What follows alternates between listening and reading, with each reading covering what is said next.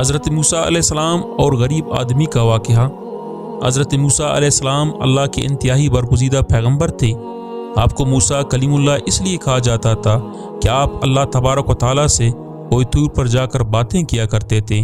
آپ علیہ السلام کا ایک امتی تھا جو بہت زیادہ غریب تھا۔ اس کے گھر کہیں کہیں روز فاقے رہتے تھے۔ ایک مرتبہ اس کی ملاقات حضرت موسیٰ علیہ السلام سے ہوئی۔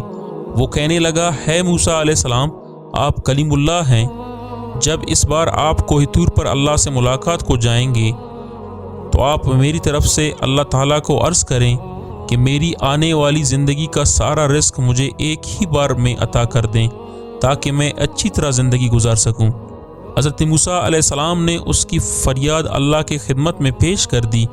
اللہ تعالیٰ نے اس کی فریاد قبول فرما دی اور اس کو چند بھیڑ، بکریاں، گندم اور کچھ مزید